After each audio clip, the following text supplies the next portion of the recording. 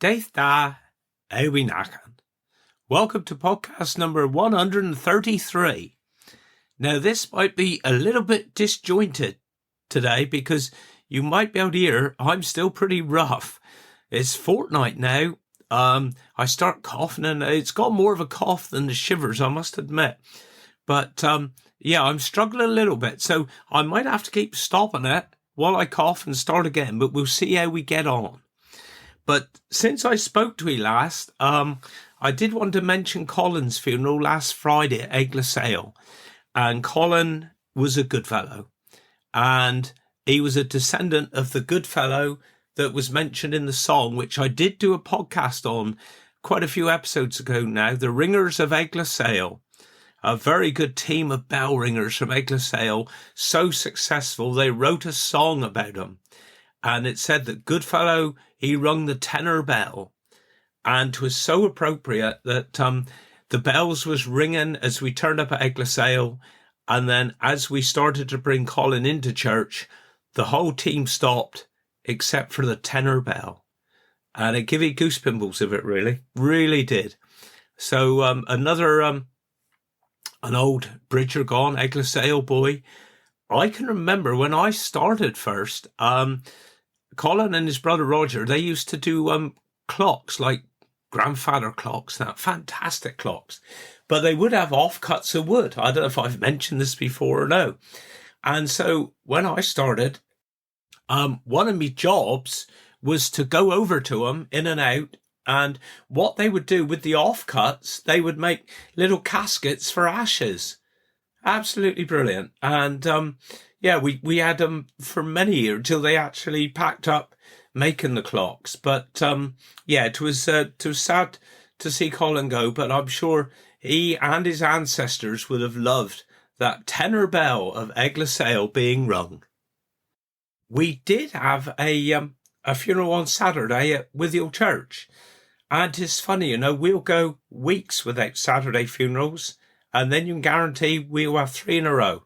And there was the service up, a Thanksgiving service up Withiel the week before. We then had this funeral service, and then I'm doing this on the Friday night. So tomorrow afternoon, we're at St. Merran.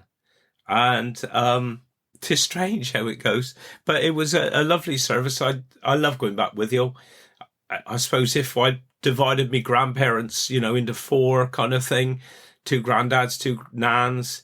Well, obviously the Bray side, they come from Withiel. So it always feels lovely going back up there. So that was quite special. On Sunday, I did manage to get out on the mountain bike. We went up in the woods for a while and it was handsome, but 'tis the first time I've ridden a bike for months because I've been concentrating on the running.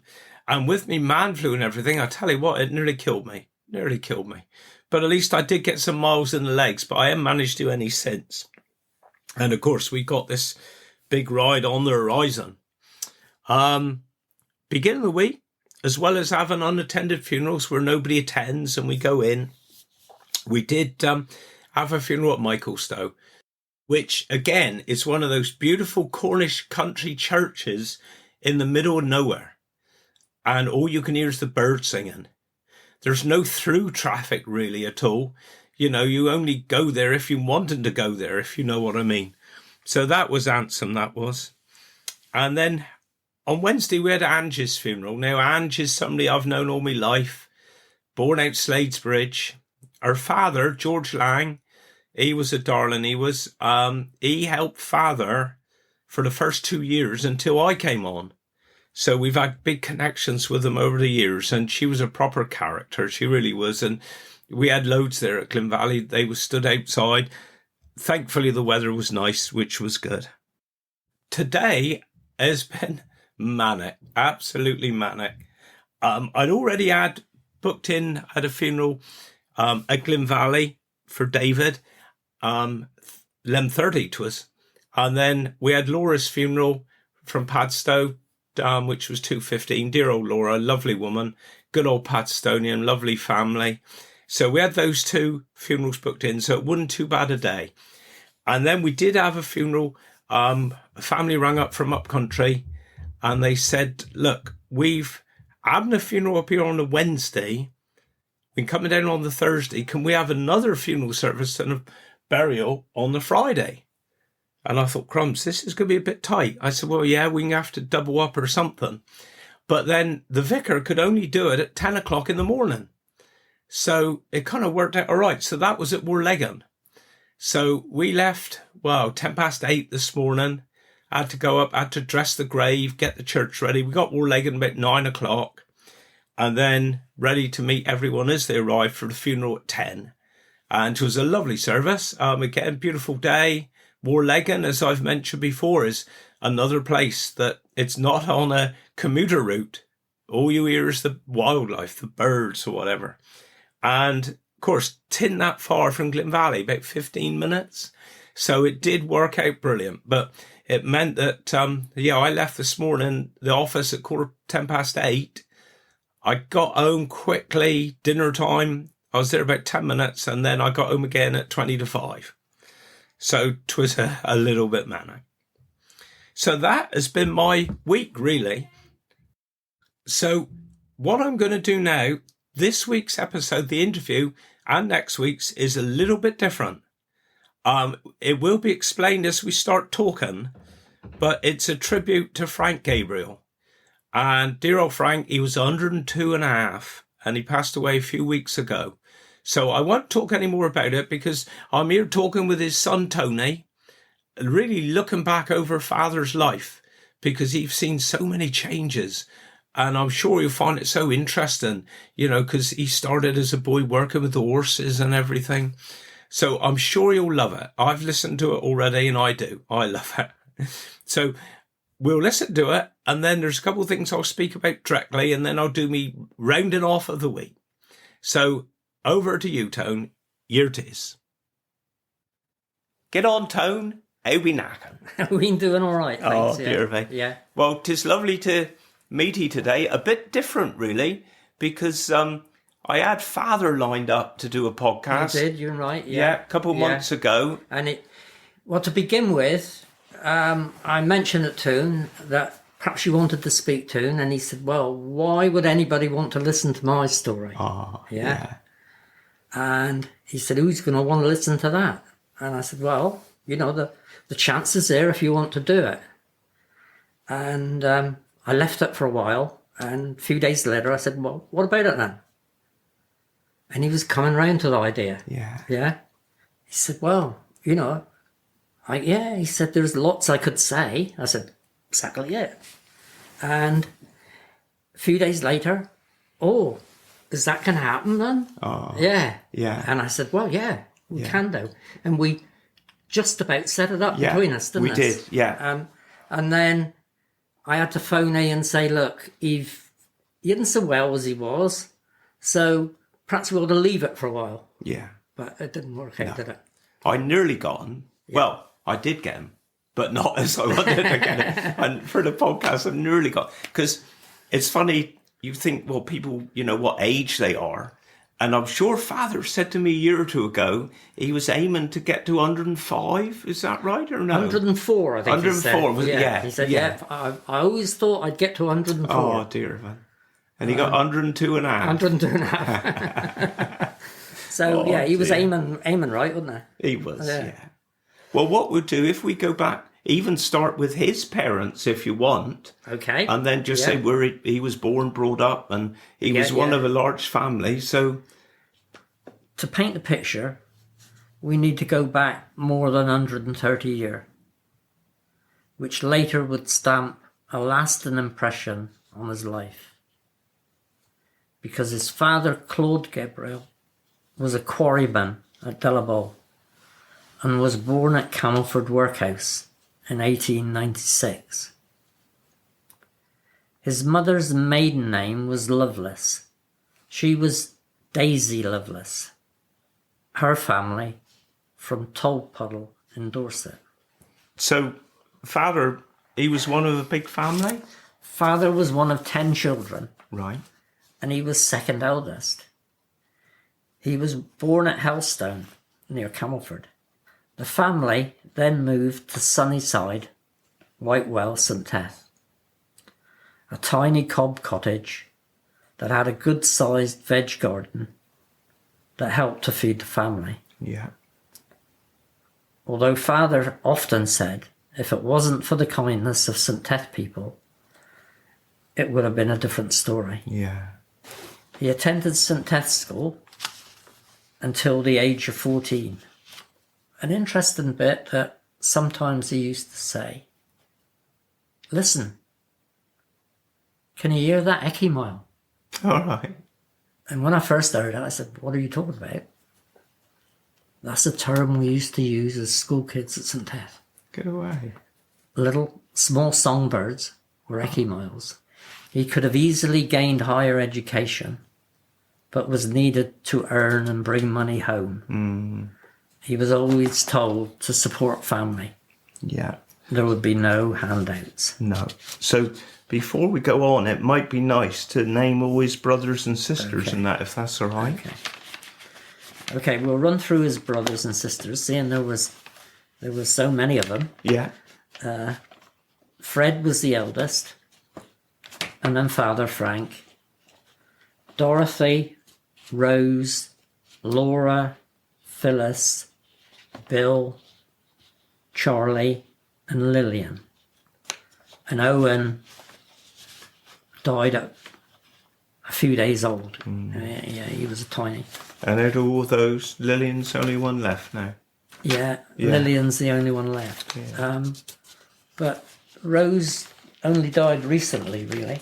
Yeah. So they've, apart from Dorothy Yeah. and some tragedy, they all did very well. Yeah. So then, like, leaving school then, what was Father's first job, or what? Yeah, Father was told of a job at Tintagel in a hotel, and it was to be a trainee chef. All right. Yeah. So he borrowed a push bike, Yeah. and off he set for Tintagel. And when he got there, they said, look, sorry, but that job's already gone, just been taken. So, wow, what now then? You're really back to farm work. Yeah. Yeah, there wasn't much else in the area. So he called in at farms on his way back, and he managed to get employment at Trecarn near Treborwith as a ploughboy. Right. That was living in, and his job was up at 5 a.m, get the horses out the stable, take them to the drinking trough, brush them down, harness them up, and then back in for breakfast, and then out in the fields to plough. He was taught this by the head ploughman, who was also an employee of Trecarn.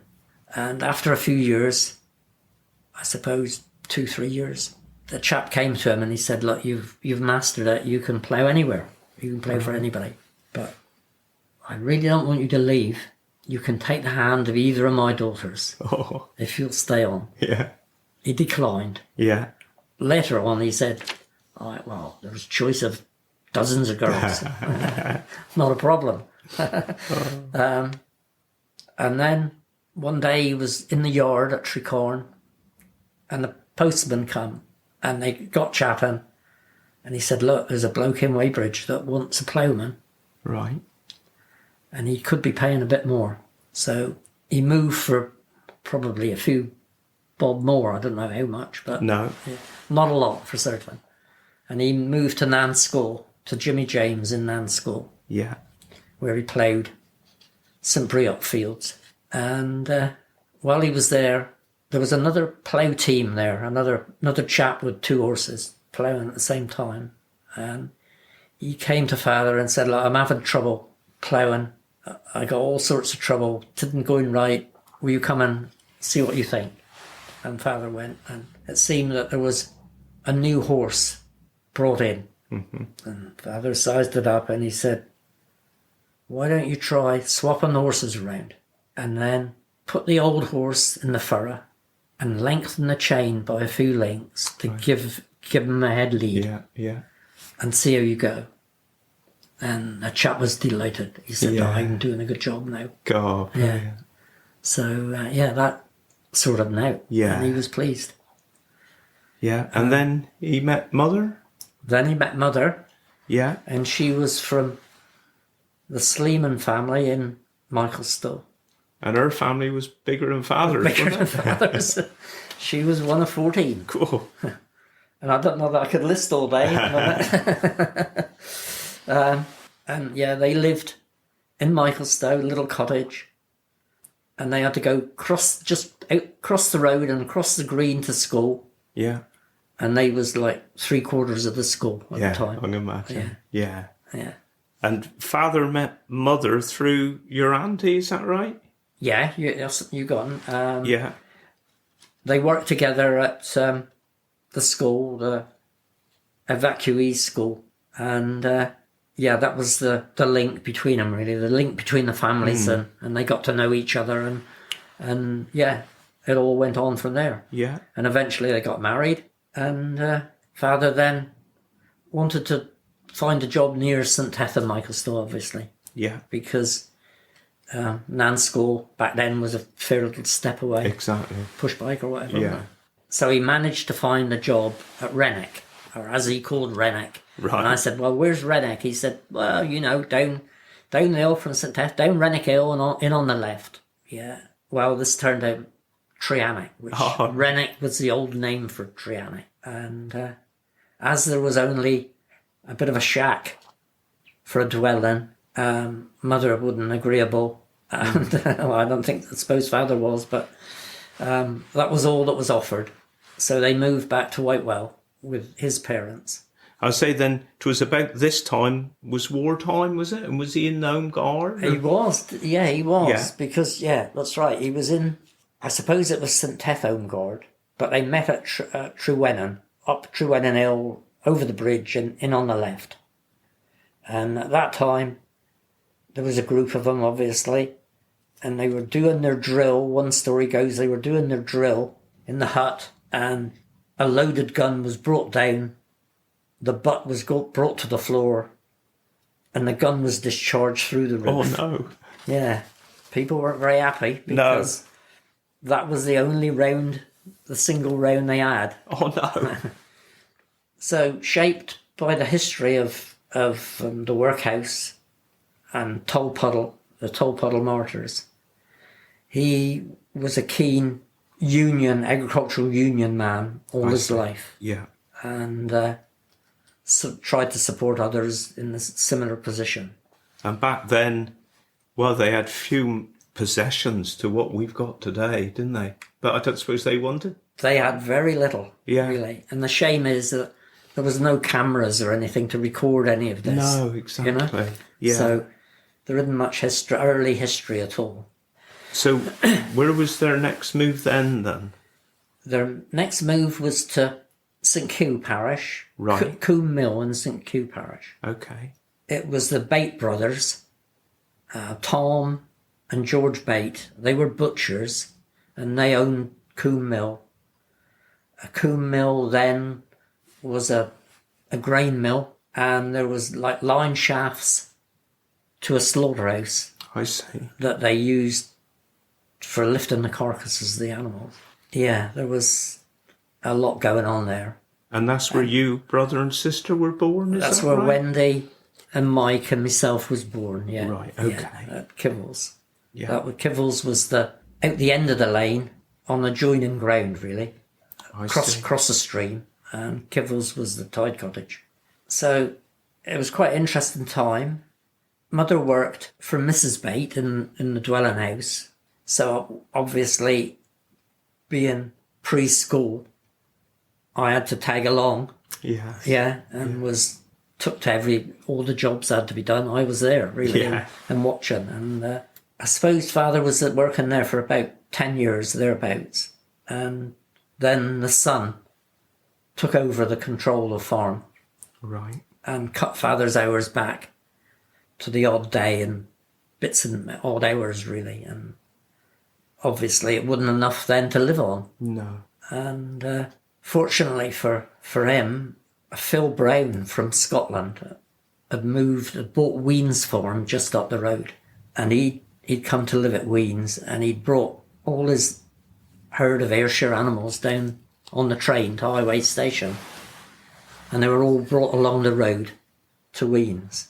And father accepted the job and the tide cottage to go with it again. So all went well for several years. And the boss then decided they were going to move to New Zealand I see. to carry out to the Bay of Islands, I think it was. Ah, yeah. Yeah. But he was good enough to give us plenty of warning, really. Yeah. Yeah. And so, where to now? So the next job was a brighter farm at Highway for a bloke called Campbell. And each time we had to move, it was tractor and trailer and furniture and kids on top and up to Highway. The Tide Cottage was St Catherine's. All seemed to be okay, and we were decorating, helping Mum decorate, painting and bits and pieces. And Father come home after about a fortnight. He came back and he said, I can't work for that man any longer. There's no way I can work for him. So what now? Phil Brown, who was at Weens, heard the story and said, look, Frank, come back to Weens, because the sale of the house hadn't gone through. Oh, brilliant. And he said, it's okay, come back there and live till you find somewhere else. Yeah. Right. So on leaving St Catherine's, all the stuff on the trailer, Mother said, well, at least we'll know where everything goes. brilliant. Yeah. Brilliant. Well, thank you, Tone. That was proper. Really enjoyed that. Tis like going back in time. Absolutely brilliant. And we'll have part 2 next week. Now, I wanted to do a little bit of background because I didn't know about this, and I expect there might be a few others that might not know about it, and that's the Tolpuddle Martyrs. And Tony talks about them, and obviously Frank's mother was a Lovelace from Tolpuddle. So I did look it up, and they were 6 Dorset farm labourers, and they were sentenced for transportation in 1834 because they formed a sort of a trade union, because they was like unhappy with the working conditions, the low wages and everything. And 2 of those 6 were Lovelace. So I must ask Tony if they was actually related to Frank's mother or no. And they were actually arrested and they were put on trial in 1834, and they were found guilty and they were sent out to Australia. And they was out there for a few years, but then they did get a pardon. There was a public outcry, and they did get a pardon, and they could return back to this country. And I think they come back, they said, between 1837 and 1839. But I think you'll find that the Tolpuddle Martyrs was kind of instrumental in the founding of like the modern trade unions. So I don't know, a lot of people might know that. I didn't realise that, so I thought I'd look it up, and that's what that was. So there it is.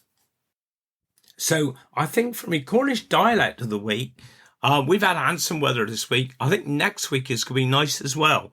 But when I come home tonight, tea time, 'twas a little bit misty, a little bit drizzly, and it reminded me of the Cornish dialect for that, if 'tis misty light rain, and that's skiffy. Skiffy, so it is a bit skiffy, that's what it is. And for me, Cornish word of the week, I don't think I've done it yet, have I? I don't think I have. 'Tis a lovely word, 'tis Tony's house name, which is brilliant. And that is the Cornish for the sound of the sea, and that's Mordros. Mordros, the sound of the sea. Right, well, I ain't going to talk no more. I've nearly lost my voice. Hopefully I'll be a bit better next week. But I hope you have a good week. Wish you well. Do get us. Curno Bisfican.